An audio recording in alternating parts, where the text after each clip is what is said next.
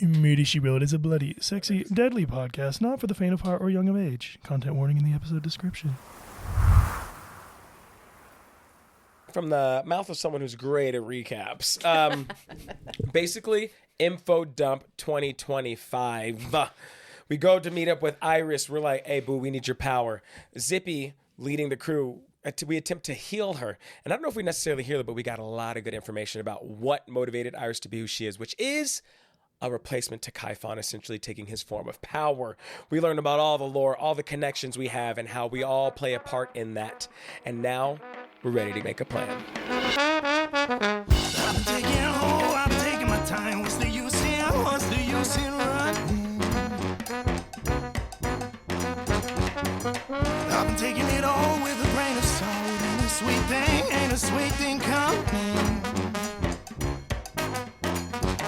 I've got a silver gun in my pocket and some metal for the Ferry Man. So an old man dad's called Bones coming knocking, I'll knock him through the devil's hands. Guys, this is our last intro. Oh, it's the last one? I think so. Well then, for the last time. Hey, we're gonna Murder She Wrote. A podcast about a bunch of corpses and their allies. Hell bent on solving their own murders. My name is David Saint, and I am your dungeon Teddy. And I am here with my 5 favorite people. That was incredible. Was that a good one? Was that a good Am final I battle? attracted to women or whatever that was? Because wow. You're attracted. That was a femboy one. I went a little deeper than normal. Yeah. That was I like twinks? That was a good one. I think it was time for her to finally finish. Oh, she finished. Yeah. Yeah, she had her moments. Yeah, this podcast just probably got nastier the longer we went. Yeah. With each other. Your parents are just like, damn, it gets kind of saucy sometimes. Best part isn't it is so you core. Thank you. It's very him core. And I appreciate that. And we're not just saying that. We're not just saying that. I'm realized internalizing this. that David doesn't believe I'm us letting most the of the warmth time. sink in. Guys, we've realized I think need to go David back does. to therapy. I feel like David's always believed me, I think, maybe. I've learned to believe you all. And that's my arc for the Murder She Wrote journey. Aww. Aw. I'm Alan Seawright. I play Lucky Kurtzel. He's great. Okay. He's doing fine. Okay. Everything's just, we're doing okay. There's something He wild also about has that. a great butt. Should we say that? My name is Shona Kay, and I play Amber Ziffindale. We know her as Zippy. And she had a vulnerable moment, and her friends showed up for her. She didn't think anybody was going to show up. And they did. I'm so glad that's how it happened, because I was pretty close to go to like demon mode. I was like goblin mode. I was like, oh, whatever. Zippy asked for it, so I'm He here. legit hard eye rolled me when I was like teary-eyed pleading, like, Did I really? Please help Yes. me. And then he like eye rolled me worse than any of my children ever have. I was did like, not. I It don't was see the harm in audible, this. dude. It sounded like rolling a bowling ball down a lane. See, what you don't know about me is I wear my emotions on my sleeve. We knew that about We you. know that. We definitely know But that you about you. didn't know. You didn't know this because you're surprised at the eye roll. My name is Stacey Harkey. I play the character Posey Borgian, who is a human druid. It's just working to like fight to keep his family together, and in the process has made new family. Boo. Cute eye roll. Hello. I'm sad. This is the last one. I'm trying to think of like something fun to say. Maybe I'll wing it. Hi, my name is Vesper Winthrop. It's bold. and Is it? It's No. Vesper Winthrop. But what is your name? What's your name?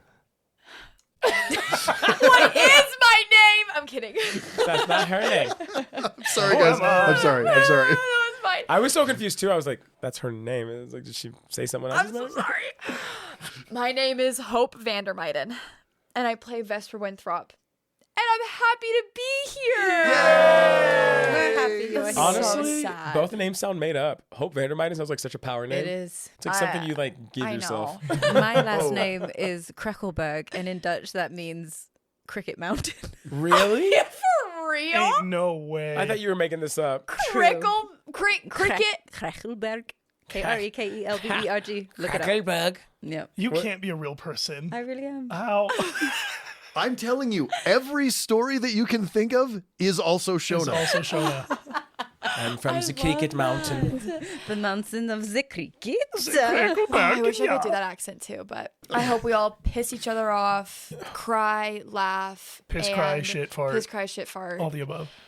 For this episode. Hi, my name is Ethan Vandermeiden, and I play the character of Edwin Winthrop. Last intro ever. This is sentimental. Wish I was there in person to say that this podcast has really been nice for me. And so Wait, what do you mean? Keep going. Ethan. I like doing this podcast, and there was a side of me that thought, my creative side was like, kind of gonna go away. I thought that I just didn't have a lot of creative elements in me, and this allowed a safe space for me to explore that. And so I thank the 5 people that are in that room for the opportunity. And so that's all I just wanted to say. Oh, this guy. And Edwin says the same thing about the 5 people that we play. Oh, that was really sweet. Hope's crying a lot. Hope's really getting emotional. Don't get emotional, guys. That's Don't so be dumb. wimps. It wasn't even that good. It wasn't.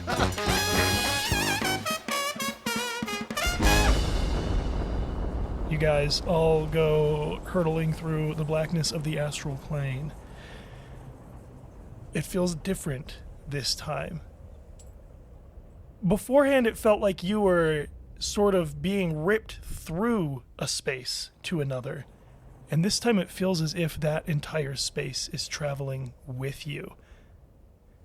And when you arrive back on the Ferry Man's boat with a splash and a clang, it feels like something now is fundamentally different. The scales of the universe have tipped for better or for worse in their final way. Don't we have to go to your house to get a sacrifice? Well, we have to go. Yeah, we still need a sacrifice. So we were able to give a sacrifice, a physical sacrifice for her to come with us. But now we need to give a sacrifice of the thing I love most, or person I love most, to summon Kaifon. Mm-hmm. Copy that. You all look at me and I've changed. Oh. I don't look like Kravitz anymore. Oh, okay, good. Okay. I'm about 6 inches shorter. Okay. I'm a bit stockier. Welcome to the club. Somehow, my butt is even better looking. It's Let's high, it's go. tight, it's round. Yeah. Wow. Bubbly. I love wow. You just became like Cardi B. You got I shorter, was just bigger about butt. I have a rich, curly brown beard, curly brown hair that's a little bit messy, like not like super cute messy, just kind of like a little wiry and just kind of out of control a little bit. And you see that my face looks so much like that guy in the bar, but slightly uglier. Like my nose has been broken and it wasn't set quite properly, so it comes down and then it just takes a little hitch to the left. And my teeth are very white, but not very straight. I don't have a particularly like prominent jaw or chin, So like, which is why I grew the beard. it's like it's giving like Will Ferrell. I love And this one. I turn and look at you guys and I go, well, this is me. This is Lucky. Wait, did you remember what you looked like? As we were being yanked through this universe, every time we traveled back and forth, there was those mirror things where you could see yourself in a weird distorted vision. And I've been seeing this. Oh, I did notice. I tried not to look. It was creeping me out a little bit. Yeah. I'll just be honest. I didn't want to say anything. I thought it was Yeah. like, when someone has something in It's their very teeth, private, you don't necessarily yeah. need to call it Right. out. I did and Who's say gonna say it tell in me front of this everyone? flies down? Mama, a man inside you. That's amazing. Well, I love Well, this. welcome to the team, Yeah. Lucky. And then I put my hand on your shoulder and I fix your broken nose. And it just goes chunk. And actually, hang on a second. No. No. Oh gosh. Don't. Oh. That's his real That's the sound that it makes. nose. Like, for anybody that's listening, he is crazy. capable of doing that. I love this for you though, because this comes from an internal place. I think it's so cute that you're fucking ugly. I mean, that's the beauty of it. I'm not ugly. You got a great butt. I used to be really handsome. So by comparison, I look terrible. In reality, I'm like Wait, a did 6. we all know that he was really handsome this Oh yeah, Isn't it's it been a thing. I feel like you mentioned back in the day, you were like flirty with him. You a little were bit. pretty horny for him in the first few episodes. I know, but I thought he changed when we went to my island into did. just like a mundane dude. So I've been I did, treating but then him... I changed back. Oh, I didn't realize. Oh, yeah. No, when we left, I changed back into credits. Damn it. Can we go back and do a few recaps? I grabbed the glasses out of my bag and like in the back, it's like an Alphaba and Galinda moment. And she puts the glasses on Lucky and goes, "See, now you're beautiful." Instead of popular, it's like passable. She's all Passable. that. You're gonna be passable. Is this an improvement? I just give you a little nod. Thanks, Vesper. Anytime. She feels so proud of herself. I look at Iris to see what her reaction is to all of this. She has been just looking around at the world around her. It's been a long time since she's breathed the free air. as We it might were. have made a mistake. Wait, why? What happened? We brought Kaifon Wannabe to Earth, which Kaifon has been trying to do. Whatever. I think that out loud. All right, think that in my head. Sorry. I think that out loud. Dude, that was so yeah, funny. we know. If We went, just wait heard a minute. Did I say that out loud? I mean, let's go save my baby. Okay, so is Miriam here with Iris now Oh, yeah. and Gang's the all Ferry here. Man? Mm-hmm. Do And they have Deacon like and, a like, 2 kids. like a moment? What do they? Are they like? Let's go. Ferryman's eyeing Iris, definitely. He does seem to carry himself with a sort of reassurance that kind of emanates through the rest of you. It does seem that from the Ferryman's perspective, everything's still going to be okay. But that doesn't mean he's not very curious to see, the mother of life and death and her mortal enemy who usurped her, holding hands on a raft together. Mm-hmm. He's leaving you guys to your space. He's not saying a word. Okay. Okay, so the plan is we get to Winterstair, initiate the sacrifice, and then when Kaifon comes, what do we do? We whoop his Hang on. butt. If we initiate the sacrifice, Iris, is Posy's baby going to be safe? Is Charles going to be okay? If there's a sacrifice already in place, like, will your cultists let him go? Like, what? How do we save the kid? If you're able to save the child and perform a separate sacrifice, the child will be safe, yes. So Assuming you defeat Kaifon before he begins to consume. So performing the sacrifice doesn't necessarily keep the baby or anybody else who's supposed to be sacrificed safe. The sacrifice does not have to be the child, but a sacrifice will need to occur. Listen, you guys think about just making that sacrifice happen. Me and Deacon are going to make sure Charles is safe. And the raft bumps up against a little bit of shore, and you can see through the trees, on the muddy banks, what opens up into a boreal forest valley. Very, very different from Ferryman's little bayou. He looks at you quite sad, and he says, "I do believe this is where I leave you for the last time. But might I say, it has been the pleasure of my life." Ferry Man, you sweetheart. I give him a piece of silver and we thank him for his time and jump off the boat. Okay. I walk over to him and I say, "Hey, I got one last story for you." So I want to tell you the story of the first time I fell in love. Most of my life, I went through loving people. I loved my family, even though my brothers are bastards. And I loved my comrades in arms, even though most of them are bastards. But I'd never fallen in love. I'd never experienced romantic love. I'd had plenty of encounters, don't get me wrong. Sure. But anyway, what I came to realize after I met this woman and spent enough time with her was that love wasn't a sacrifice I made for someone else. Love was a gift that I could give to myself, and that gift to myself was also a gift to her. And it wasn't something that I really understood at the time, and I think I fully understand it now, finally. There was nothing I could do to make her love me back, but it didn't matter because my love was true and pure anyway. Anyway, I don't know if any of this is making any sense, and I don't know if this is going to help you or if this is a story that you can use, but I'm just ever since I've only been half alive, I've never felt more alive. And I wanted to give a little of that gift of life to you. You know, Lucky, I'm probably older than most of these trees. It's not often I get taught something new.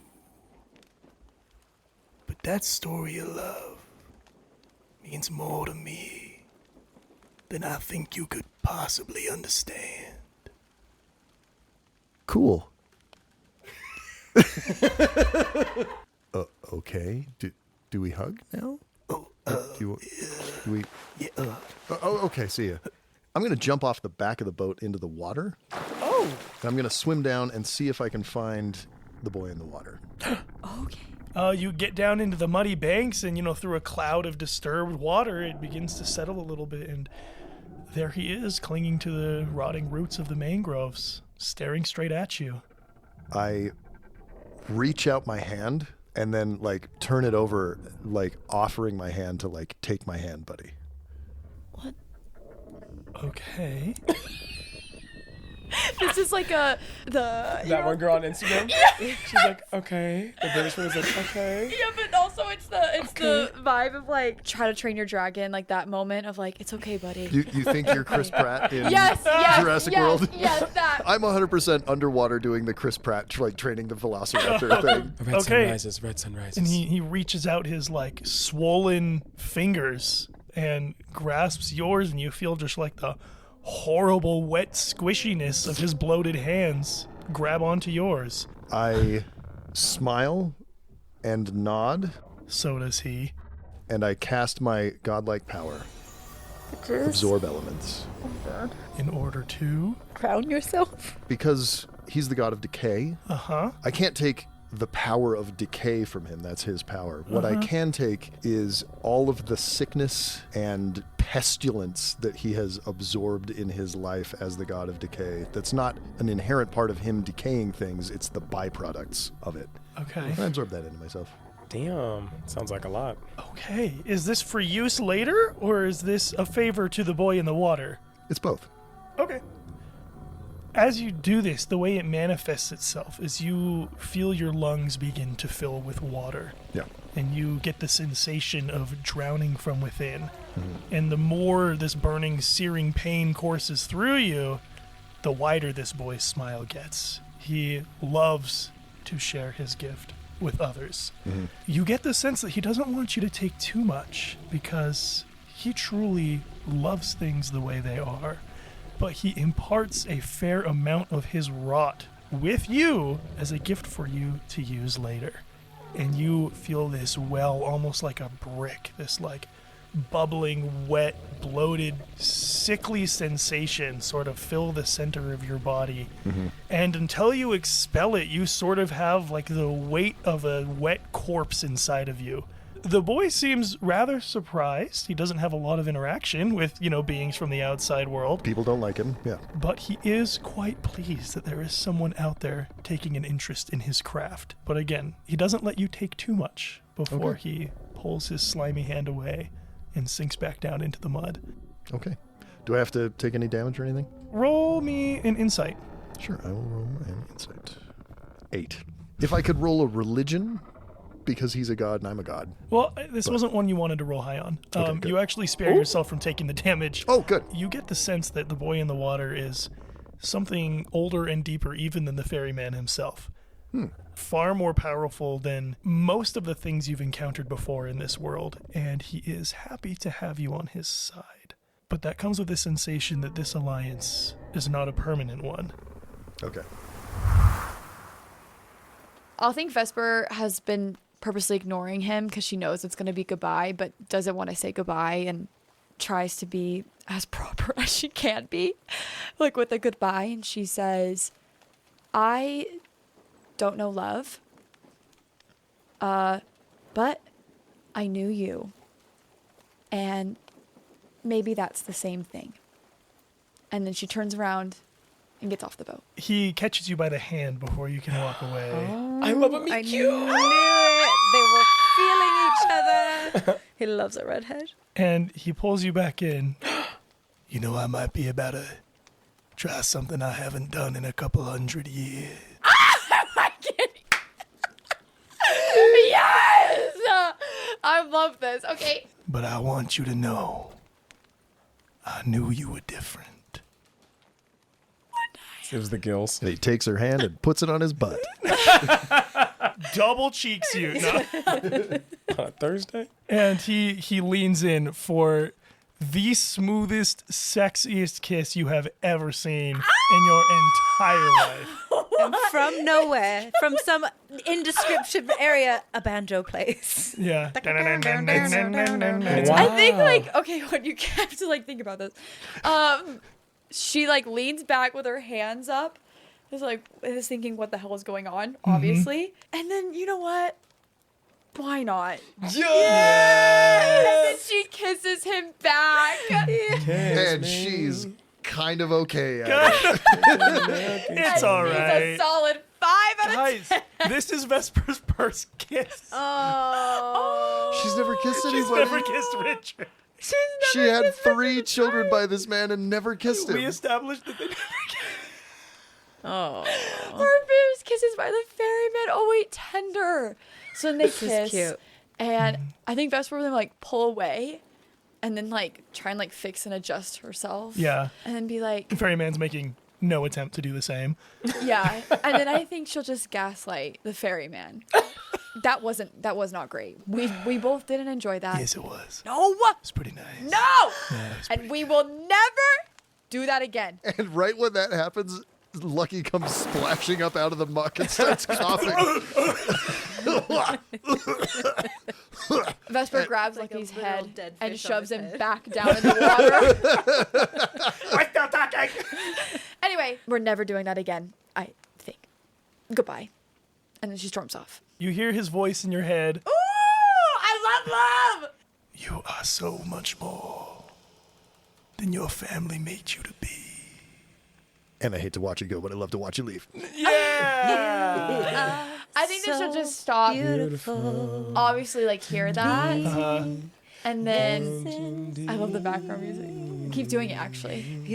And then she turns back, just over her shoulder. Oh yeah, rose petals are falling Yes. from the trees. And then with Sky God, it's like she then makes light glitter gold flakes rain from the sky. And like sun rays break through the mangroves. Yes. Yes, lighting the ornaments in And his then dreads. Vesper starts just like slowly body rolling as the song keeps playing. And then Ferry Man. And he body rolls back and he like throws a lasso. She starts, like, moving towards the ferryman. You wanna kiss the girl. And then Lucky comes splashing up out of the muck again. Yeah, and I want Edwin just to be standing there, just being like, I was waiting for my turn to say goodbye. I think the moment has passed. It's like you're not gonna get it. So I'm just, hey, and I shake his hand. I'm just like, good time. I would just full on sprint away. It's like one of those like Twilight scenes where it's like, Hold on tight, Spider Monkey. As we've been getting closer and closer to Winter Stare, like the anxiety in Zippy has been building up. There's been something that she's basically had on the back burner since she left Winter Stare. Yeah. And at one point felt like it was completely hopeless. But the fact that we're here and just that little shred of hope that she has, I just jump off the boat and take off running into the woods. Like I'm just You're just parkour your way through these woods. and I'm Yeah. saying Like a Jedi. parkour every time I do Yes. something cool. That's right, Because you otherwise are. it doesn't count. No. Parkour. Like if I jump up on a boulder before I jump off, I'm like parkour. Yeah. And I jump off, and I'm just moving. I'm covering. No wonder and- you didn't have a lot of friends. Well, you know, I deserve that, and I accept your offer, and I have no further questions. Continuing down this path. I'm like hand on a tree, just like remembering this forest that I had this really intense experience with, and see Zippy Zip off. zip off, and I Deacon and kids in tow, we run behind her. Okay, you guys are sprinting through the woods, and I hate travel, so you make it. Wait, so I'm getting closer and closer to my home, and so the anxiety that's been building is now turning into really almost like panic. And what I'm rushing back to was when I was taken, I immediately remembered, like, I've been taking in and taking care of all of these animals for so long, but a lot of them were either being homed in cages, kennels and things so that they could be, protected. But when I wasn't there, they were now basically imprisoned, as I sentenced all of those animals to death, like a slow, painful, suffering death of starvation and lack of water. But just being here, like, I have to know, I have to see. And so I'm like, everything in me says don't go into the house, but I just also have to know, like, if any of them made it out or survived in some way, or, I just have to see it. So I get to my home, and it looks just like I left it, like perfect. My flowers are even still there. And so I slowly open the door, and I think I'm just preparing myself for what I think I'm going to see when I open the door. So the first thing you're hit by is the smell. Oh. A wave of stink hits you right in the face. Not exactly what you were expecting to smell, but it's bad. The door swings open and the entire interior of the cabin is in shadows, other than the light streaming in from the singular window on the far side. But thankfully, as the door creaks open, you hear noises. You hear chittering, you hear squawking, you hear groaning, and you can see that kids. all of your animals, hopefully all of your animals, are still alive, but they look to be in bad shape.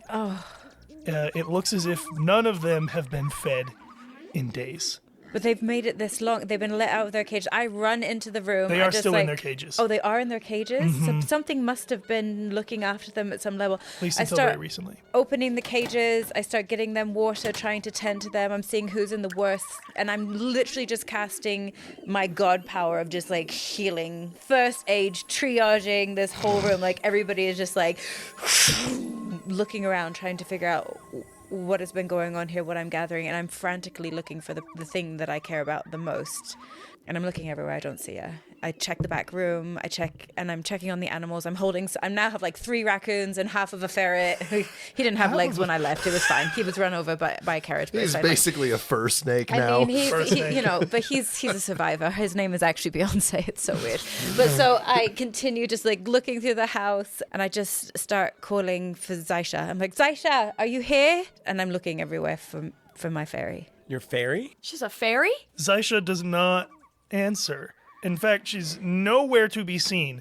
But it does look like this cabin has been taken care of. Like in the months you've been gone, you've even seen little places where small repairs have been done. Like little holes in the roof have been patched. The animals have been clearly fed and swept, at least until the last couple of days. So you know that Zaisha is or was nearby, but no sign of her presence in the last couple of days. What's a Zaisha? What are we looking for? What's a Zaisha? It was my fairy. She's not my fairy. You know what fairies are like. They don't like anybody. They don't like people. They don't like anything. But she and I, we bonded. She helped me care for the animals. She helped me care for the broken things and the hurt things. And we had a connection. And she's been with me since I was a broken, lost child who came here. She and I were each other's. I don't even know. I want to cast Speak with Animals, and I want to ask one of the animals where Zaisha is. Hey, I was going to do that too with one of the raccoons in her hands. Do I have to do raccoon voices? Yes, you do. Yes, you do. Because she has a couple raccoons and a ferret. But I'm holding my raccoon, my biggest raccoon, close to me, and I'm just staring at the floor, trying to figure out in my mind where I think she could have gone. What's its name? Dewey. Dewey? Hey, Dewey. Where is Zaisha? Dang, just right to the point. I love it. I'm a raccoon! I don't think it would say that, but I love that for us. This is my raccoon voice. She left like 2 days ago. And what was my line?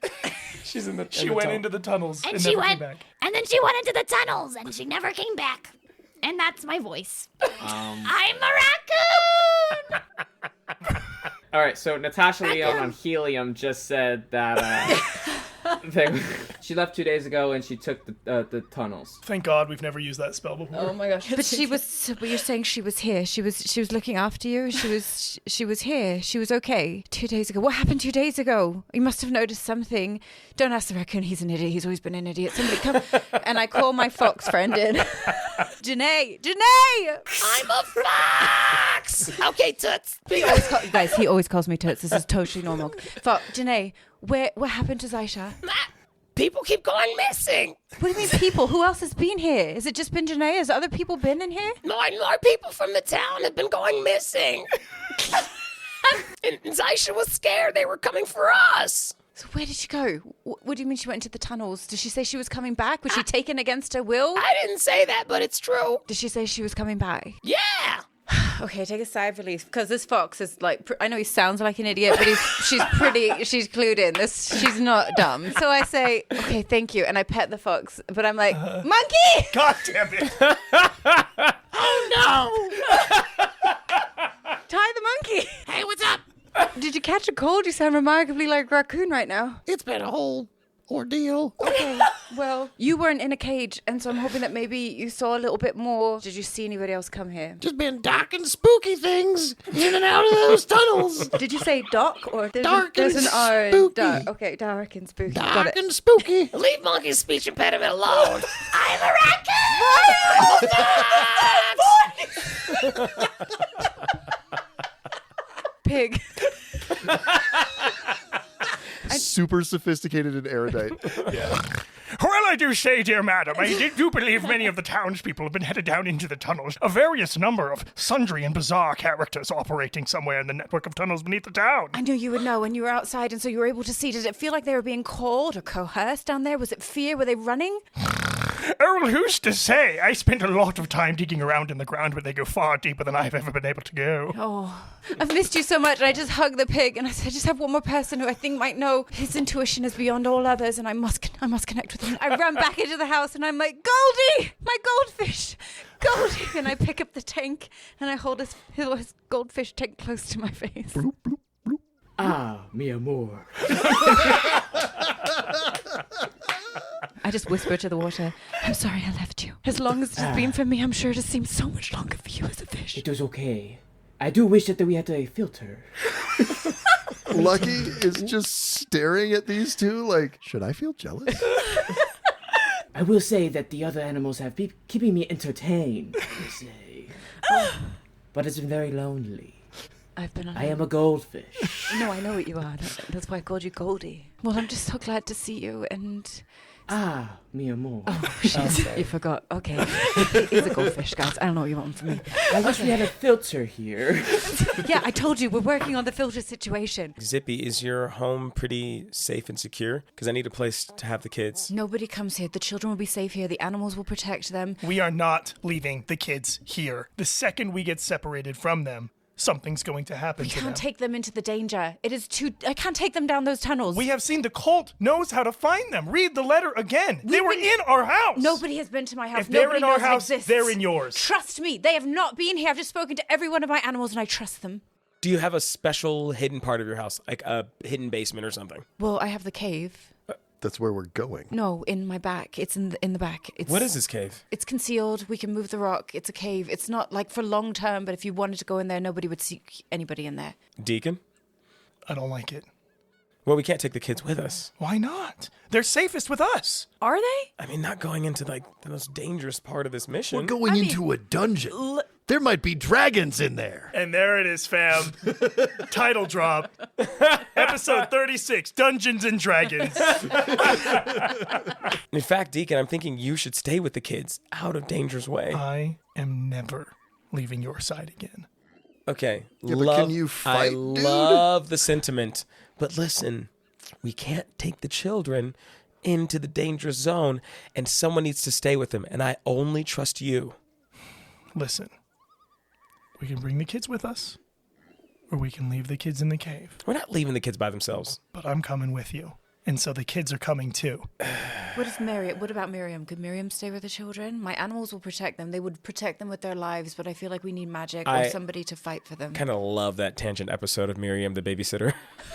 Miriam hiding in a cave with 2 children. Yeah. We come back, she's tied to a chair. The kids have just been torturing her like Nanny McPhee. Hey, please. I mean, Those are my nice heels. Okay, wait, I want to roll an insight. Do I trust Duncan, Deacon, Dukin? Why isn't he protecting his children? I don't understand why he wants to come roll with insight. us. Okay, He this just loves is me. weird. Oh gosh, somebody else. Are you sure? bro, if Deacon is one of the big bad, I got 14. You got a Bro. 14? Okay. He's fully paranoid.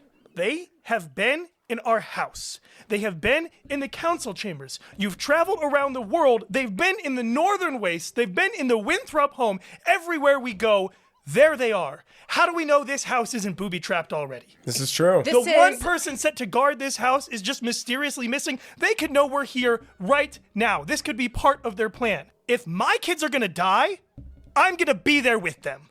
And Monkey pulls the sacrificial dagger from behind his back and goes, Okay, I put my hands on Deacon, and in the most like not manipulative way, cast Charm Person. But it's that Charm Person I did earlier with Iris, where it's less about this like sneaky thing. It's like very clear. But what I'm doing is giving him trust and confidence in himself. Okay. Not just in me, but in his ability to handle what's coming. Like I could see his anxiety's peaking. I know, Deacon, listen. Trust me, I am very stressed right now. And it is paramount that the safety of my family comes first. But we cannot take the children into a war zone. Someone needs to stay with them. And I don't trust anyone here as much as I trust you. And so if we're going to get Charles and keep our children safe, I need you to be with them somewhere where they can be safe. Would you rather stay in the cottage or in the cave? I love the options. Would you like to do what I say or do what I say? Freedom of choice, baby. that's good parenting. I love Yeah. it. I whisper healing word of like, the children will be safer here. Just so kind of like I put my hands on the back of his shoulders as well, just to see and whisper, the children will be safer here. Does he let me? Gosh, I'm scared of him. It does feel like a very intimate moment you're entering, but I think yeah. it's kind of He fun. for sure feigns away from you when he sees more people are trying to put their hands on him in this okay, moment of okay. extreme panic and paranoia. Then He doesn't want to be touched by a lot of pickpocket people. him. How Okay. do I do that? I see Zippy doing her little Zippy thing, and I just hand her the dagger. Damn it. He gives you a hard look. I'm staring into his eyes, not breaking. Yeah, and Deacon has a really hard time asserting dominance. You know this about him. But this is him being as forceful as he is able to muster. And in a quiet voice, he says, "This one time, I'll do what you ask. But just know, I have a really bad feeling about this. And if anything happens, that's on you." Oh. Wow. Wow. That's some strong language there. And then he turns to Zippy and he says, "Where's this cave?" Brilliant. Does he see that I'm pickpocketing him and how successful am I? What did you roll? Well, first I rolled a 6, but I felt really annoyed about that 6, so then I rolled a 6. 14. Okay. Okay, Sleight so of you just hand. like got mad that you had a bad roll and decided to roll again. I don't like rolling sleight of hand because I suck at it, but I'm really good at deception. But you really want to pickpocket. Okay, there's no way I would ever let my partner walk away on that note. There's just no way. I grab him by the arm and I go, "What's going on? Something about this feels wrong. Tell me more." Because this isn't... Look at it. Look at the way the council looked at us like animals when you bursted in to kill them. The whole time they were smiling. Look at Drakenburn. When he went into Lucky's flesh mound or whatever the hell, he was smiling. It's like we're some sort of marionette on strings. What if we're everything we do? What if we're just playing into whatever their plan was all along? And again, that could just be me. That letter really set me off. But all I'm trying to say is if we're playing into their hands no matter what, if we're going to die no matter what, if we're truly outsmarted, I just want to die with the people I love. I interrupt here. Oh my gosh. Sorry, but I'm willing to kill the person that I love the most to save your child, and you're willing to walk your other 2 children into danger. Can you realize what you're asking of all of us, what the danger we're putting ourselves in, and you're not protecting your children, not in a way that a parent should right now.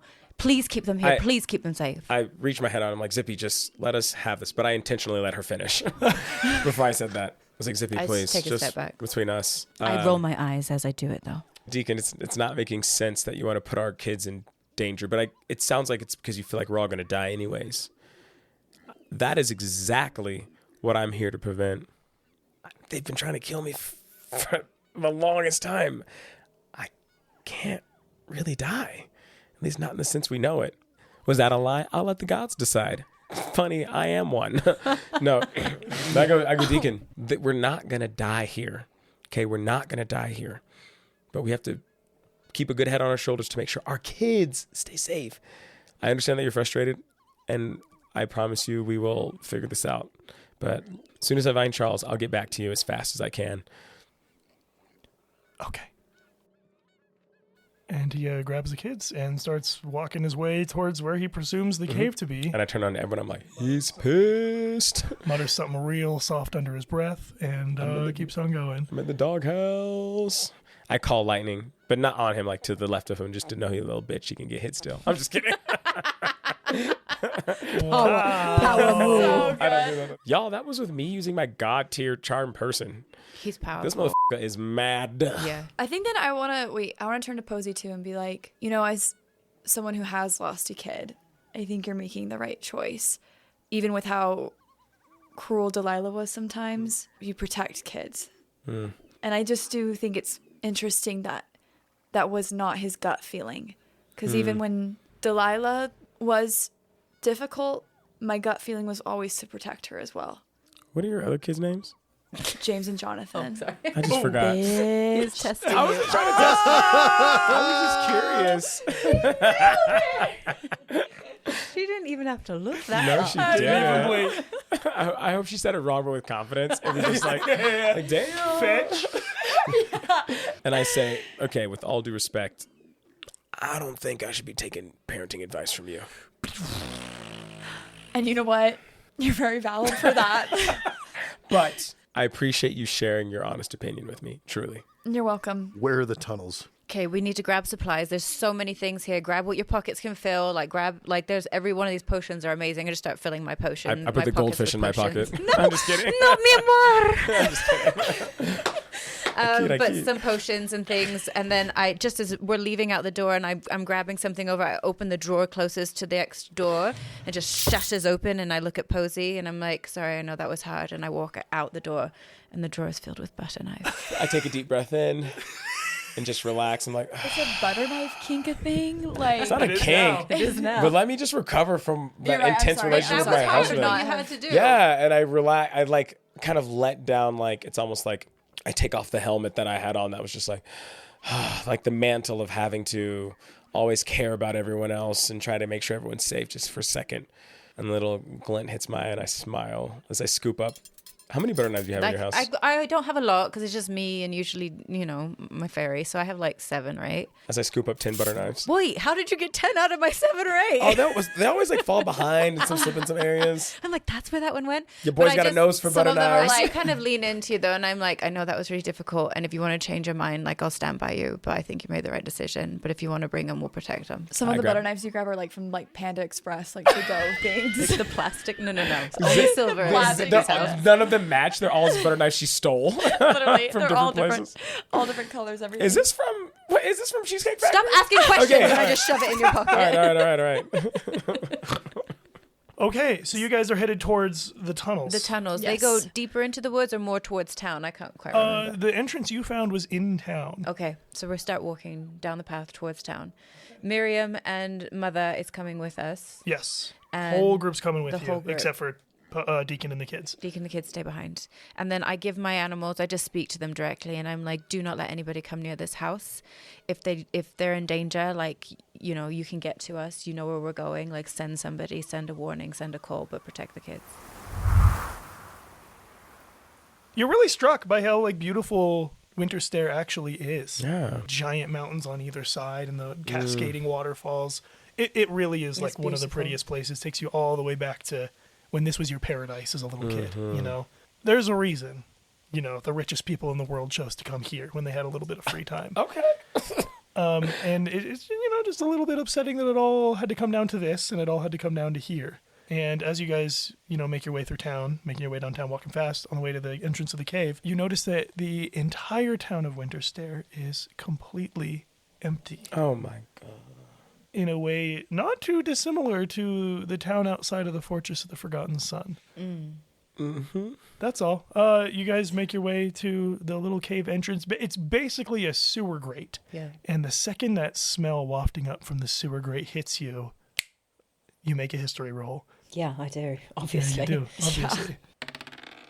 21. I get a nat 20! No way! 22 then, right? 21. Whale, gosh, diddly, damn it. Thank gosh, He's I've been 21 feeling and 20. so shit this episode. Okay. The clearest of memories comes snapping back to you. And you remember, you were exploring these tunnels. You already knew this, but this wasn't the first time you'd been down in these tunnels. These tunnels had long been part of your investigation. This memory, though, is that the last time you went down into these tunnels was the first time you found people. Mm-hmm. And these people were in cages. Yeah. The sight of these people frightened you so badly that, to your shame, you simply turned tail and ran. Zippy. Well, there was a little more to it, but I did, yeah. Go for it. Share it. Your memory. There were just thoughts in my mind. I tried to help them out, but everything that I was doing was causing this pain in my head.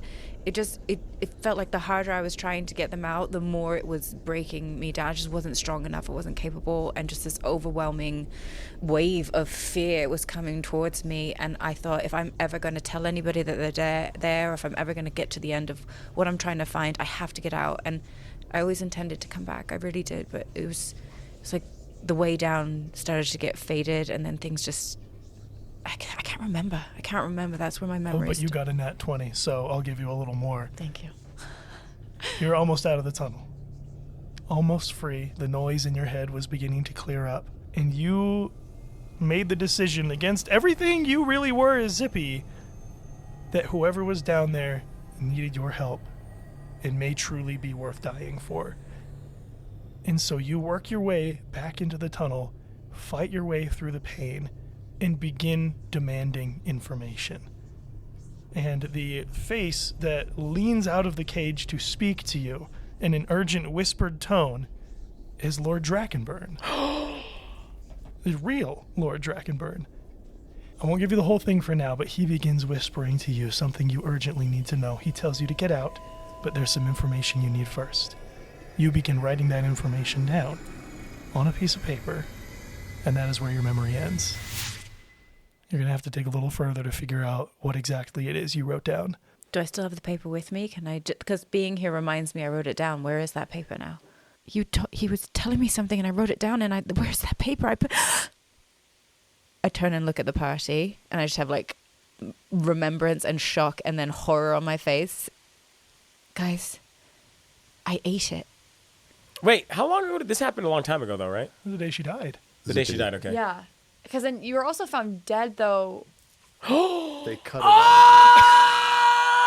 That's so good. Wait. Remember they found her cut So open or Zippy He told me the ingested this paper for the information from the real Lord Drakenburg. Yes. And when Zippy died by getting cut open. Yes. So whoever... So someone wanted that information, whatever Lord Dracula wanted from the thing. Do we jump in that tunnel? We ripped the grate off. Hell yeah. And I say, guys, I think I know how to get back there, but I just have to go into that thing that I do. And I'm so sorry. Let's just go. And I jump down. We're with you, Zippy. And we start walking down the tunnels. And there's just... Before I enter the tunnels behind them, I stop and I put a hand across Iris's shoulders. Everybody else goes down in the tunnel, and I turn and look at Iris and I say, we're the sacrifice, aren't we? 4 knives, 4 of us. You've all been luring us here. Is it for you or Kaifon? Roll insight. Lucky Kurtzel number. 3. Okay. Well, I rolled a 3. She says to you, it's not the sacrifice that matters. It's simply how much it hurts you to sacrifice it. I couldn't care less about the majority of the people in your party. Therefore, for the purposes of Kaifon, you are of no use to me. I won't let you sacrifice Zippy. I have no intention to. Good. And I turn and go down into the tunnel. Okay. Oh, I love this little sidebar. Okay, so you guys go spiraling down and down and down and down. Damn and it, he again, loves these stairs. everything comes snapping into place. Like this spiraling tunnel again looks so reminiscent of the staircase in the afterlife. It almost looks like this was like an earlier failed attempt at another Engine of Souls. But instead of doorways, you see barred cages, cells. I'm supposed I pull to just out float. my wand of like where it reveals secret passageways, So I Okay. get. Oh, yeah. I'm on the stairway, but I'm Forgot about that. okay. So I'm on the staircase, and there are two pathways. I can go. I can either step off the pathway here or This is so continue good. down. Why don't I let you just run this? Like, And I look further down, and I'm starting to feel like I should go down, but I remember being here before, and I remember that there was a way I found this before, and I pull out my wand of, what's it called? The revealed secrets? Wand of Secrets. My wand of secrets. And I cast my incantation, and it immediately starts swiping back and forth the wand, almost like a compass, until it just shoots out right in front of me to the right. And the further down you get, the more convoluted these side cages and side passageways seem to become, until you're basically just crawling through this earthen mess of endless networking tunnels and cages. And finally, you find your way to the last place you remember, Zippy.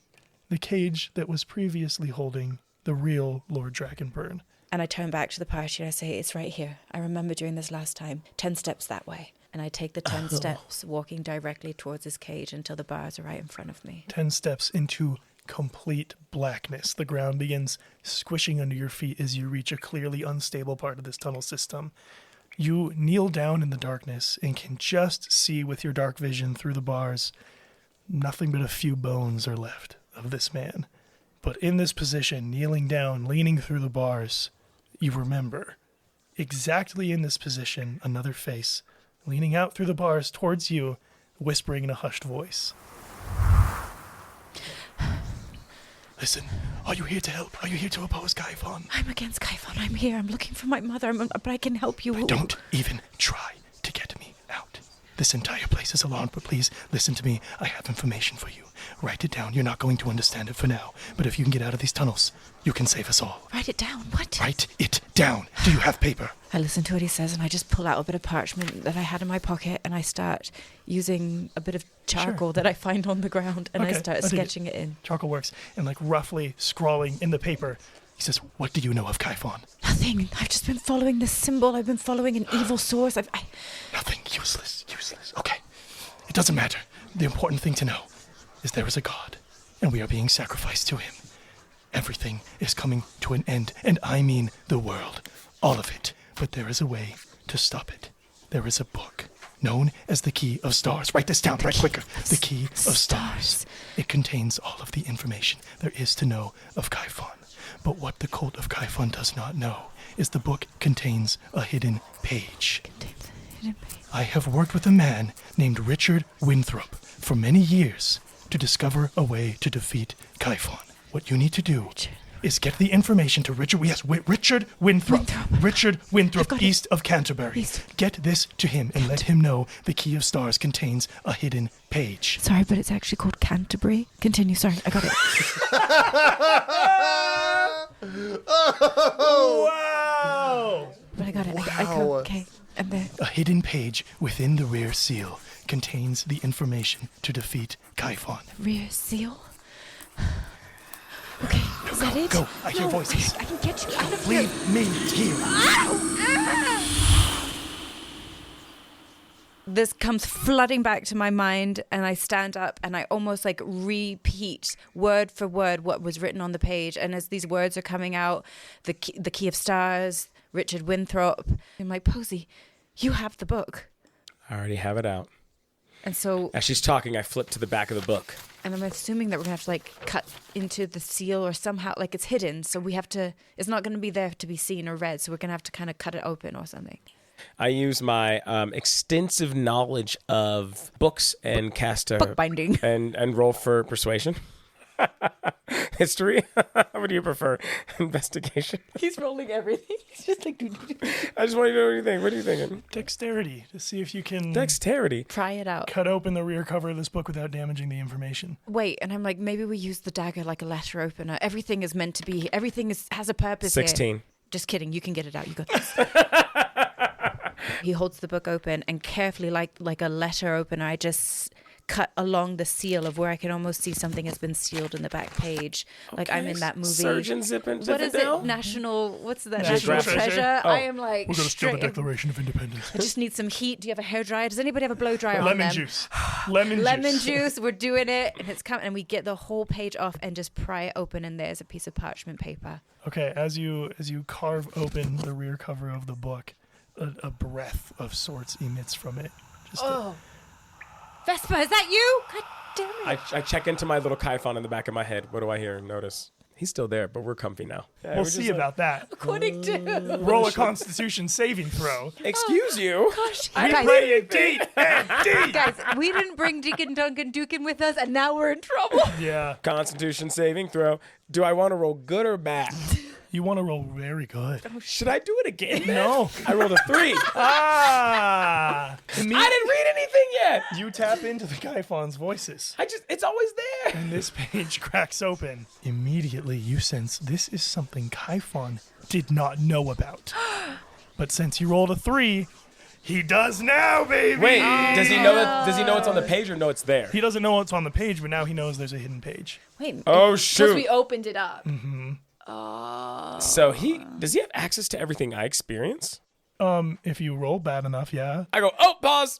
Remember that one time I read the Kia Stars and I got all cuckoo, got in touch with Kaifon, my boy. yeah, we remember. Yeah. I just tapped in to see if I could get any information, and now he knows that this page is here. I am so sorry, but I should not look at it. Mother, you've been the only one who's been able to hide anything from Kaifon. What if you read the page? You can see the thirst in her eyes for what is on this page. Girl, you need to be worried about your mom instead of Deacon. And she says, if you wish. I don't. Do I we notice don't. that? Does Vesper notice that? The We all thirst in do. her Well, eyes? everyone does. Oh, She's we not do trying to also. hide Yep, it. Yeah, All yeah. right. She wants to know. Someone Should I stop her. We don't hand it to her, but I just hold it open. Okay, for the last page, and she very gingerly crackles the page over. Kaifon's incalculable might may be apprehended by less entities in only one way. In the calling of his original servants, Kaifon crafted 4 great sacrificial daggers. Any soul taken with these daggers becomes dedicated as a sacrifice to Kaifon. If Kaifon himself were to be wounded by all 4 daggers, this would create a paradox of consumption, in which Kaifon feeds upon himself until he is entirely consumed, a hungering Ouroboros of self-extinction. This is the only way that those of lesser might may be free from his power. It's half a life, but I'm still living it. Yeah, it's a shallow breath, but I'm still breathing it. Half a life, but I'm still living it. Yeah, it's a half a life, but I'm still living it. Murder, She Wrote stars Stacey Harkey as Posephorus Borgion, Shona Kay as Amber Zippy Ziffendale, Alan Seawright as Lucky Kurtzel, Hope Vandermeiden as Vesper Winthrop, David Sant as Dungeon Daddy, and Ethan Vandermeiden as Edwin Winthrop. Our theme song is Half-Life by Glyph Society. Our show is edited and sound designed by David Sant. Our assistant editor is Lauren Allen, and our captioner and head conspiracy theorist, as always, is Eitan Richards. If you like our show, you can directly support us on our Patreon for a little bit longer and get early access, ad-free episodes, along with our behind-the-scenes podcast, Coffin Talk, and our full audition Haunted House mini campaign, outtakes, and so much more, you guys. And if you just sign up at our free tier, you can still see my campaign maps, episode polls, and other fun announcements and updates. Find us at patreon.com/Murder, She Rolled. Some of our Patreon supporters are people like Lauren and Lynx Loaf. We love you guys. Thank you. Please subscribe and follow on your podcast platform or platforms of choice, and give us a rating and write a review. It really helps the show reach new people. And aren't we all about reaching people? All the way into their little crevies. You can follow us on social media at Murder She Rolled on Instagram and Threads, and our subreddit is r/Murder She Rolled. This has been part 1 of the Murder She Rolled finale. Thank you guys so much for tuning in. Please spread the word about the show. We really think we've created something awesome and beautiful together, and we would love the world to be able to see it. Our last episode comes out in 2 weeks. We will see you then. Yeah, it's a heaven after I'm still living it.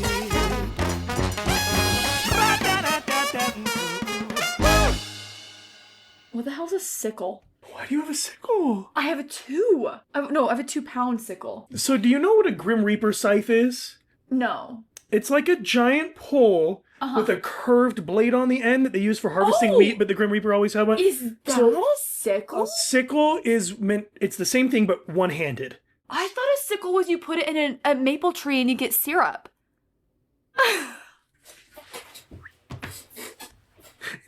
No, yeah. I do think they just call that a tap.